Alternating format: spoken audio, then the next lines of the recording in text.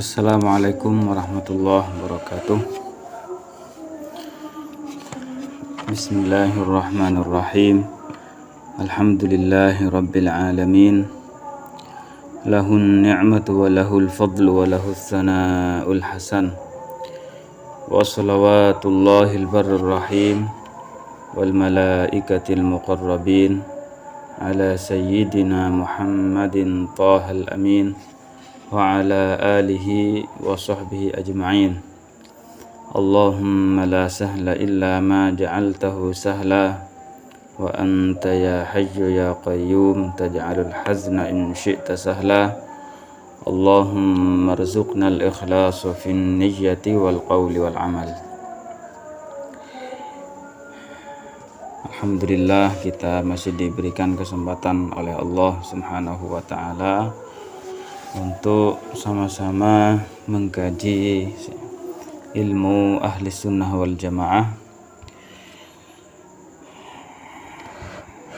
Mari kita sama-sama mengikhlaskan niat karena Allah Subhanahu wa ta'ala, karena suatu amalan yang baik tidak akan diterima oleh Allah Subhanahu wa ta'ala kecuali apabila amalan tersebut didasari dengan ikhlas karena Allah Subhanahu wa ta'ala. Baik, kita lanjutkan pembahasan tentang kitab Ijabatud Da'i ila Bayan I'tiqadil Imam Ar-Rifa'i. Sekarang kita akan masuk kepada muqaddimah. Bismillahirrahmanirrahim. Alhamdulillahil mubdi'il mu'id al-fa'ali lima yurid zil arshil majid wal batshis syadid al-hadi sufwatal abid ilal manhajir rasyid wal maslakis sadid.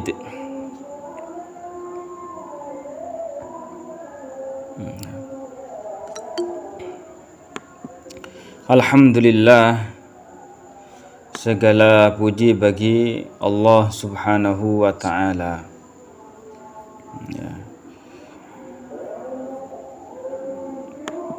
Sebelum itu kita baca dulu bismillah ya. Bismillahirrahmanirrahim. Dengan menyebut nama Allah Subhanahu wa ta'ala yang maha pengasih lagi maha penyayang. Dan kita sudah bahas di pertemuan sebelumnya tentang makna Allah, tentang makna Ar-Rahman, tentang makna Ar-Rahim. Alhamdulillah, segala puji bagi Allah Subhanahu wa ta'ala.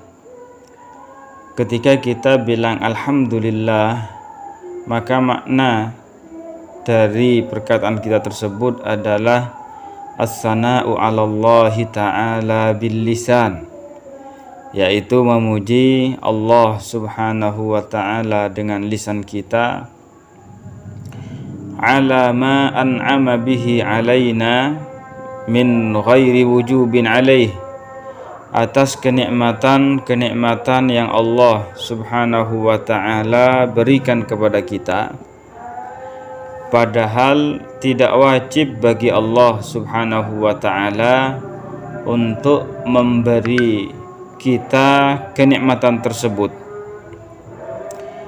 Kita mendapatkan nikmat iman dan Allah Subhanahu wa ta'ala tidak wajib memberikan kita keimanan. Kita mendapatkan nikmat kesehatan, padahal Allah Ta'ala tidak wajib memberikan kita kenikmatan kesehatan tersebut. Demikian juga nikmat-nikmat lainnya yang Allah Ta'ala karuniakan kepada kita, tidak wajib bagi Allah Ta'ala untuk memberi kenikmatan tersebut kepada kita. Maka ketika Allah Ta'ala memberikan kenikmatan tersebut kepada kita, maka itu semata-mata karunia dari Allah Subhanahu wa ta'ala. Jadi Allah Ta'ala tidak wajib atasnya sesuatu apapun. Tidak wajib bagi Allah Subhanahu wa ta'ala sesuatu apapun, karena Allah ta'ala itu tidak ada yang memerintahnya, ya, tidak ada yang melarangnya. Berbeda halnya dengan kita, ya, dikarenakan kita ini adalah manusia, ada yang memerintahkan kita, ada yang melarang kita, maka kita mempunyai kewajiban dan kita mempunyai hal-hal yang perlu kita jauhi, hal-hal yang diharamkan. Ya, sedangkan Allah Ta'ala tidak ada yang memerintahnya, tidak ada yang melarangnya. Oleh karena itu, ya, tidak ada sesuatu yang wajib atas Allah Subhanahu wa Ta'ala. Hal ini berbeda dengan golongan Mu'tazilah yang mereka menyatakan bahwa Allah Subhanahu wa ta'ala wajib atasnya untuk melakukan sesuatu yang paling maslahat bagi para hambanya. Dan ini bertentangan dengan tauhid. Ini bertentangan dengan Islam. Dan kita mendapatkan, ya, dalam kenyataan bahwa Allah Ta'ala menciptakan iblis yang menjadi makhluk yang kafir, dan jelas di situ bukanlah sesuatu yang paling maslahat untuknya. Demikian juga ada orang-orang yang diciptakan menjadi orang kafir oleh Allah Ta'ala, dan itu bukan sesuatu yang paling maslahat untuknya, paling baik untuknya. Ya, oleh karena itu keyakinan Ahlus Sunnah wal Jamaah, Allah Subhanahu wa ta'ala tidak wajib atasnya sesuatu apapun. Sedangkan ketika kita bilang Allah Ta'ala wajib bersifatan dengan sifat 13, ataupun kita katakan sifat 13 yang wajib bagi Allah Subhanahu wa ta'ala, maka di sini maknanya apa? Maknanya di sini Allah Subhanahu wa ta'ala pasti bersifatan dengan sifat-sifat tersebut. Ini maknanya. Jadi Allah Subhanahu wa ta'ala pasti bersifatan dengan sifat-sifat tersebut. Ini makna daripada perkataan ahli sunnah, wajib bagi Allah Ta'ala bersifatan dengan sifat 13 ataupun yang dikenal lagi dengan sifat 20 contohnya. Ya. Baik. Al-mubdi'il mu'id. Ya, apa makna al-mubdi', al-mu'id? Ya, ini kalau bagi yang mau nulis saya sudah saya tampilkan di layar. Ini termasuk salah satu nama-nama Allah Ta'ala Al-Husna. Ya. Al-mubdi' maknanya adalah huwallazi ibtada al-asya'a fa'awjadaha an adamin.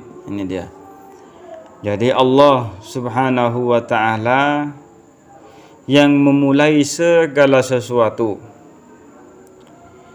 fa'awjadaha an adamin, maka Allah Subhanahu wa ta'ala menciptakan segala sesuatu dari tidak ada menjadi ada. Ini yang dimaksud dengan al-mubdi'. Jadi al-mubdi' adalah Allah Subhanahu wa ta'ala yang memulai segala sesuatu. Allah Ta'ala mengadakannya dari tidak ada menjadi ada. Ya.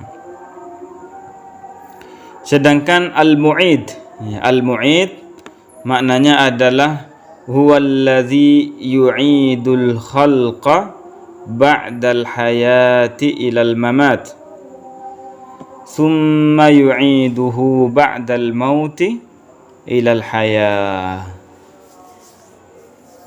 Yang maha mengembalikan. Apa maksudnya? Artinya huwallazi yu'idul khalqa, artinya Allah Subhanahu wa ta'ala yang mengembalikan makhluk ba'dal hayati, setelah hidup, ilal mamat, ya, kepada kematian. Tsumma yu'iduhu ba'dal maut, kemudian mengembalikan makhluk setelah kematian ilal hayah, kepada kehidupan. Artinya ketika kita hidup di dunia ini, ya, pasti nanti masing-masing dari kita akan merasakan kematian. Ya. Allah Ta'ala berfirman dalam Al-Quran, kullu nafsin za'iqatul maut, setiap jiwa pasti akan merasakan kematian. Jadi kita sekarang hidup, ya, setelah itu apa? Nanti kita akan meninggal, ya, akan keluar dari kehidupan ini. Ya, asalnya kita tidak ada, kemudian diciptakan oleh Allah menjadi ada, setelah itu dikembalikan lagi akan kematian. Setelah kita meninggal nanti, ya, akan dibangkitkan kembali, dihidupkan kembali oleh Allah Subhanahu wa taala, ya, dikembalikan kepada kehidupan lagi. Ini makna daripada al-mu'id, ya. Allah Subhanahu wa ta'ala berfirman, huwa yubdi'u wa yu'id, ya, Allah Subhanahu wa ta'ala yang memulai, dan Allah Subhanahu wa ta'ala juga yang mengembalikan makhluknya, ya, seperti dengan makna yang telah kita sebutkan tadi.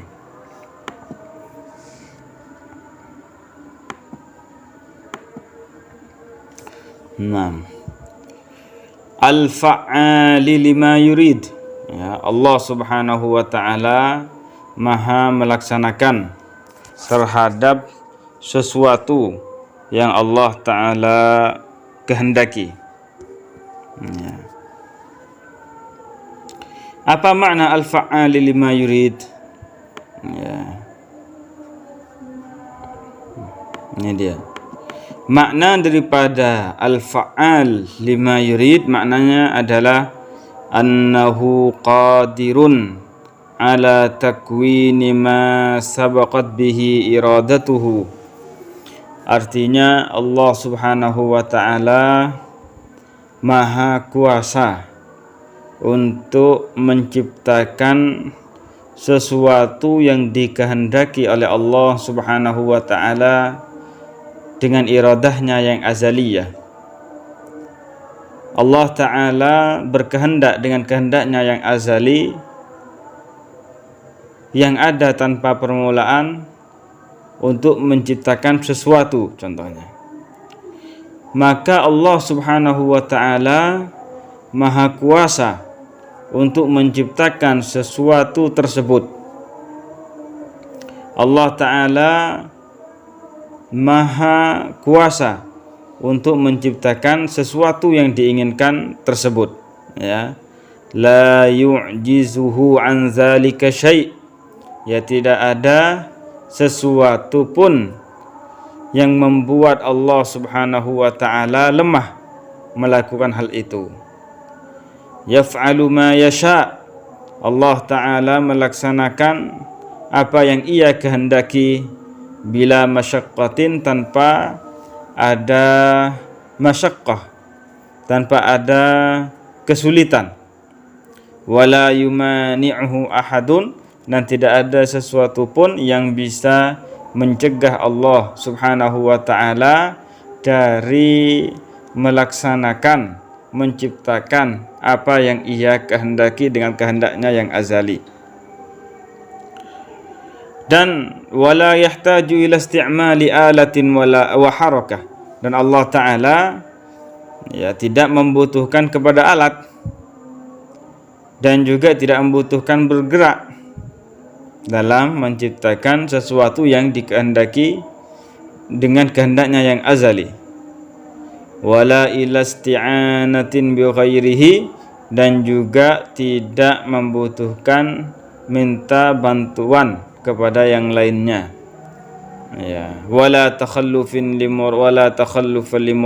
limuradihi, dan apa yang Allah Ta'ala kehendaki pasti terjadi dan mustahil untuk tidak terjadi. Ya, ini makna dari perkataan beliau al-fa'ali lima yurid. Ya.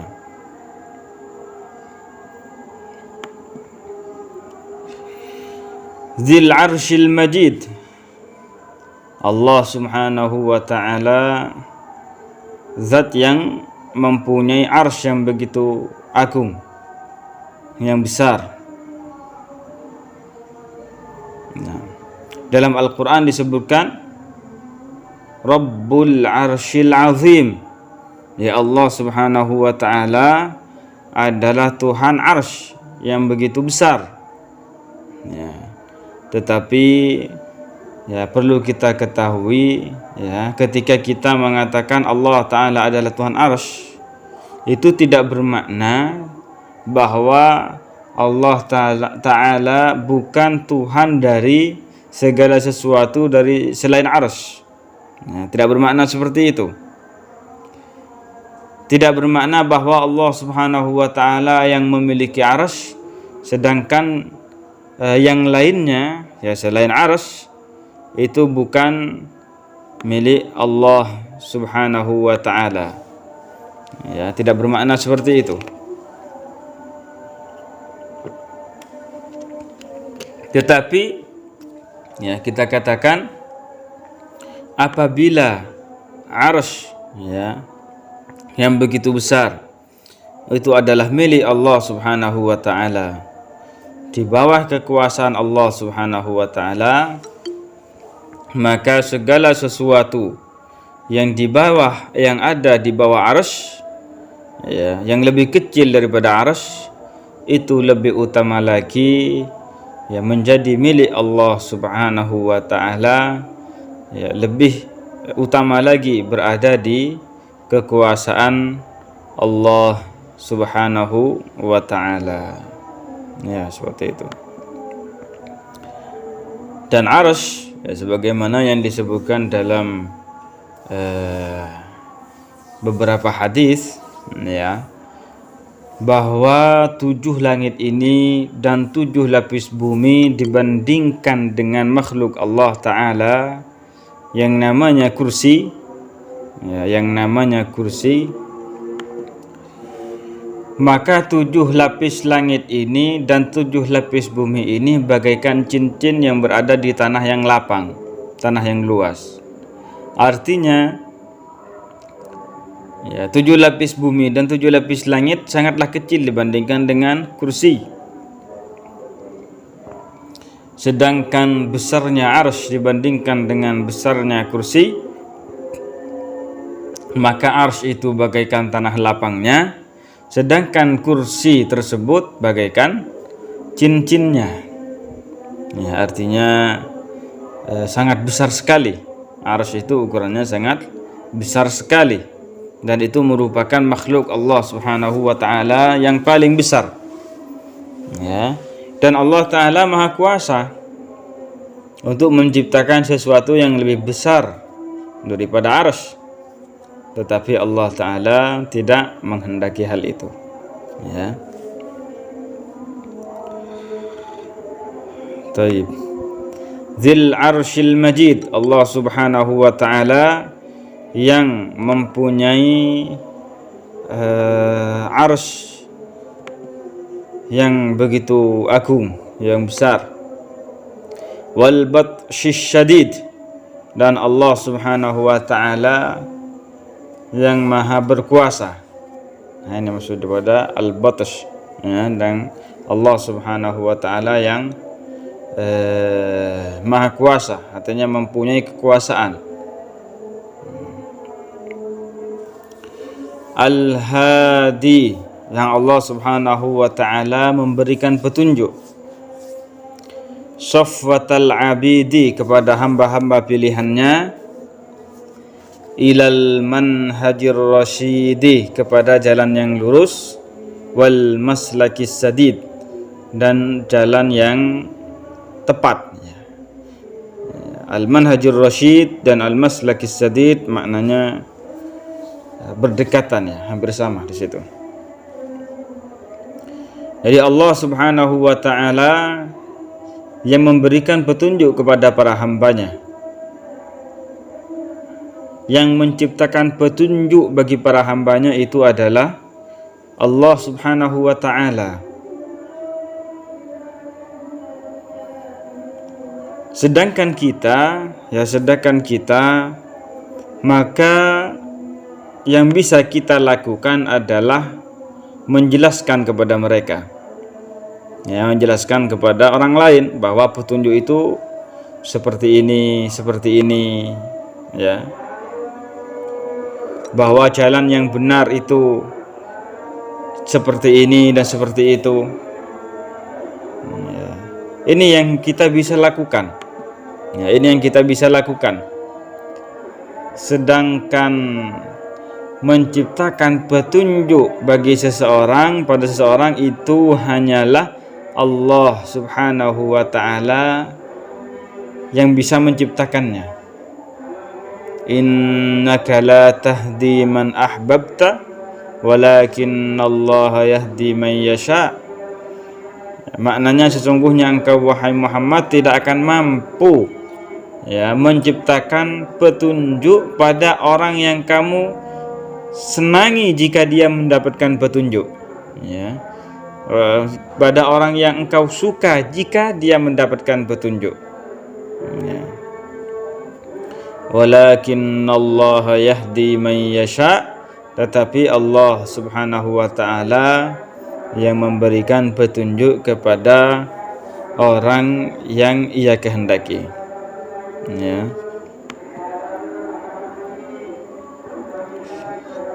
Al-mun'imi, Allah Subhanahu wa taala yang memberikan nikmat alaihim atas hamba-hamba pilihannya, yaitu kembali kepada Safwatul Abid, ba'da syahadatit tauhidi, setelah bersaksi akan keesaan Allah Subhanahu wa taala, bahwa Allah taala esa, tidak ada sekutu baginya, Allah taala tidak ada serupa baginya, Allah taala tidak ada yang menyerupainya, baik dari zatnya, sifat-sifatnya, perbuatan-perbuatannya. Setelah mereka mentauhidkan Allah Subhanahu wa taala, Allah taala memberikan nikmat kepada mereka, ya. Apa nikmat yang Allah taala berikan tersebut? Bihirasati aqaidihim, ya, dengan menjaga akidah-akidah mereka, ya, dengan menjaga akidah-akidah mereka. Menjaganya dari apa? An zulumatit tashkiki wat tardid, ya, dari kegelapan tashkik, yaitu hal-hal yang membuat ragu seseorang dalam masalah tauhid, ya. Jadi ketika kita mendapatkan nikmat keimanan, ya, sekarang kita mendapatkan nikmat keimanan dari Allah Subhanahu wa taala, Allah Subhanahu wa taala memberikan kenikmatan lain, ya, memberikan kenikmatan lagi kepada kita, yaitu apa? Allah menjaga, ya, Allah menjaga tauhid kita, keyakinan-keyakinan kita daripada hal-hal yang bisa membuat kita ragu tentang tauhid. Nah, ini maksud daripada perkataan Al-Imam Ahmad Ar-Rifai Al-Kabir. Ya. Ini ada suara-suara sudah, ya. Nah.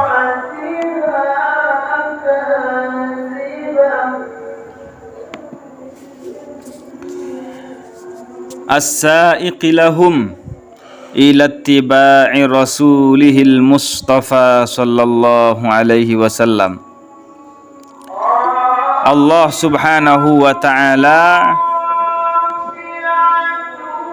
membimbing mereka, ya. Allah Subhanahu wa taala membimbing mereka ila tiba'i rasulihil mustafa, untuk mengikuti Rasulullah sallallahu alaihi wasallam al-Mustafa, yang terpilih, yaitu Nabi Muhammad sallallahu alaihi wasallam. Jadi Allah Subhanahu wa taala yang menjadikan kita bisa mengikuti jejak Rasulullah sallallahu alaihi wasallam.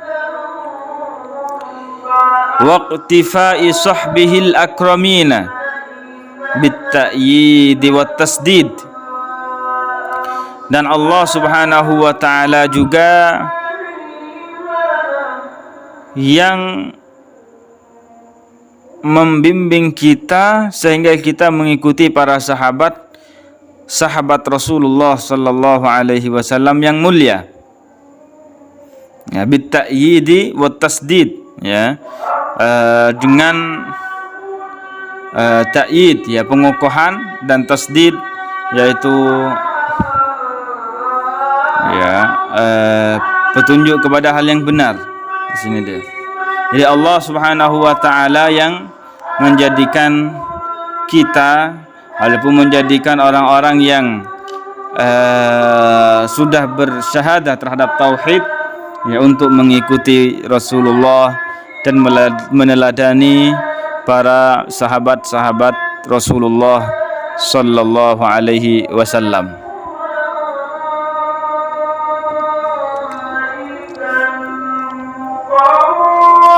Dan ya,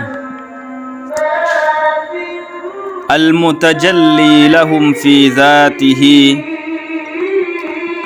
wa af'alihi bimahasini awsafihi allati la yudrikuha illa man alqas sam'a wa huwa syahid.